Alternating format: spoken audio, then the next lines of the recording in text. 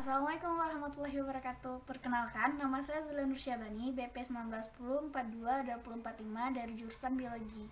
Pada kali ini saya membahas mengenai arus listrik untuk memenuhi mata kuliah fisika dasar. Welcome! Are you excited for a fun learning session?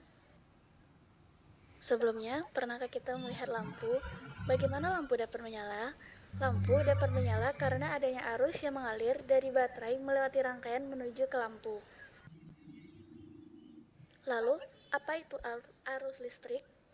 Arus listrik adalah aliran muatan dari satu titik ke titik lain dalam waktu satu detik. Dapat dimisalkan dengan sebuah penampang di mana muatan bergerak menuju penampang melintang atau yang dilambangkan dengan A.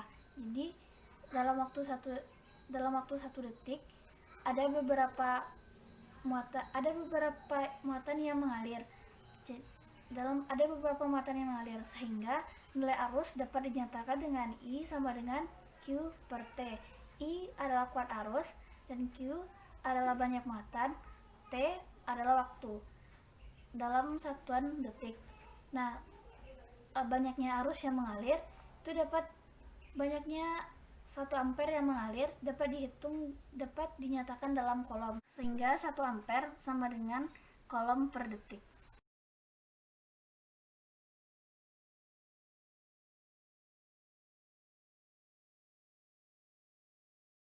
Aliran arus listrik dapat didefinisikan dengan dua teori, yaitu teori konvensional dan teori aliran elektron. Konvensional itu didasarkan pada prinsip muatan, di mana muatan mengalir dari kutub positif menuju kutub negatif atau dari potensial tinggi ke potensial rendah.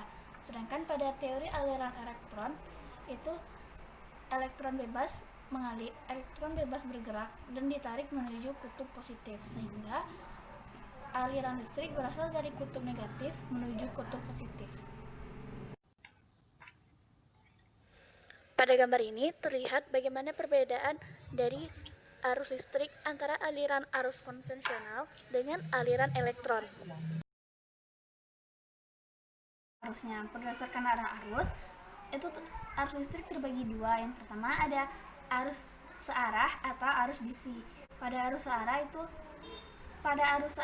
itu listrik mengalir dari kutub positif menuju kutub negatif. Pada aliran ini arus listrik hanya dapat menjangkau daerah dekat, karena semakin jauh jarak yang ditempuh maka arus akan semakin melemah. Contohnya itu pada baterai laptop, panel surya, dan senter.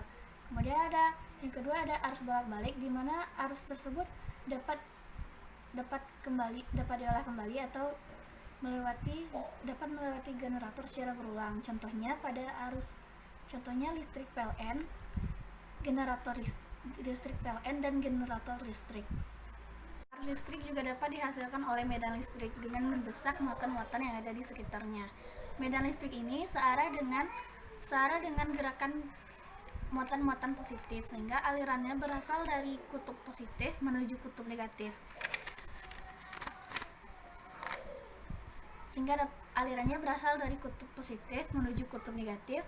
Dan medan listrik dilambangkan dengan E. Atau digambarkan dengan misalkan pada sebuah penampang melintang. Pada daerah yang diarsir itu adalah medan listrik. Dengan bus penampang A terjadi beda potensial, itu pada titik A menuju titik B terjadi beda potensial, itu potensial A VA ke VB, di mana potensial pada VA itu lebih tinggi daripada potensial pada VB, dan jaraknya ini dihitung sebagai panjang dari medan listrik tersebut. Dari sini dapat dihitung bahwa beda potensial suatu medan listrik adalah V sama dengan VA dikurang VB sama dengan E dikali delta L. Itu V adalah beda potensial, E adalah medan listrik, dan delta E atau E adalah panjang dari medan listrik. 1 halaman 168 buku Tipler. Sebuah kawat dialiri arus konstan 2 ampere. Tentukanlah A. Berapa banyak muatan yang mengalir melalui penampang melintang selama 5 menit. B. Berapa banyak elektron yang mengalir dalam waktu tersebut. Pembahasan soal nomor 1 halaman 168 buku Tipler. Diketahui I sama dengan 2 ampere dan T sama dengan 5 menit. Dijadikan ke detik, jadinya adalah 300 detik. Yang ditanya pertanyaan A, berapa muatannya? Nah, untuk mencari muatan, kita dapat menggunakan rumus I sama dengan Q per T, yaitu I adalah kuat arus, Q banyak muatan, dan T adalah waktu. Jadi, lalu masukkan nilai sebelumnya ke dalam rumus, yaitu I sama dengan Q per T, berarti 2 ampere sama dengan Q per 300 sekon, sehingga Q sama dengan 2 dikali 300 sekon, dan sehingga didapatkan hasil Q sama dengan 600 kolom. Lalu yang selanjutnya kita cari yang B, yaitu berapa banyak elektron yang mengalir dalam waktu tersebut. Nah, diketahui satu kolom sama dengan jumlah elektron dikali besar muatan elektron. Nah, diketahui tadi jumlah muatan yaitu 600 kolom. Nah, maka dapat dimasukkan ke dalam rumus C sama dengan N dikali besar muatan, yaitu 600 kolom dikali N dikali 1,6 kali 10 pangkat min 9, karena elektron nilainya negatif.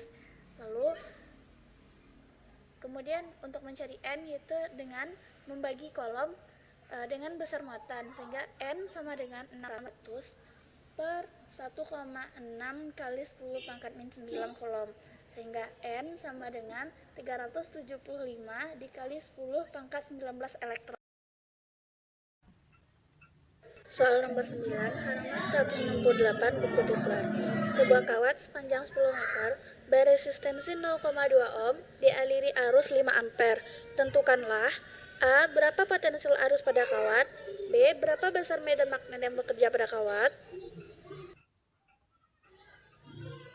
Pembahasan soal nomor 9 halaman 168 buku Tipler. Berdasarkan soal sebelumnya, kita ketahui bahwa panjang dari kawat sama dengan 10 meter dengan resistensi 0,2 ohm dan arus 5 ampere. Nah, yang ditanya adalah tentukan potensial dari kawat tersebut. Dan yang B, berapa besar medan magnet yang bekerja pada kawat. Nah, berdasarkan yang diketahui, pertama kita cari yang A, itu dengan rumus V sama dengan I dikali R. V, di mana V adalah potensial dan I adalah kuat arus, yang nilainya adalah 5 ampere. Kemudian R adalah resistensi, itu 0,2 ampere, sehingga V sama dengan I dikali R sama dengan 0,2 ohm dikali 5 ampere, sehingga V sama dengan 1 volt. Kemudian B, untuk mencari yang B dapat digunakan rumus V sama dengan E dikali LR, itu beda potensial sama dengan medan magnet dikali panjang kawat. Nah, tadi sudah kita ketahui bahwa potensialnya adalah V adalah 1 dan E-nya adalah yang akan dicari.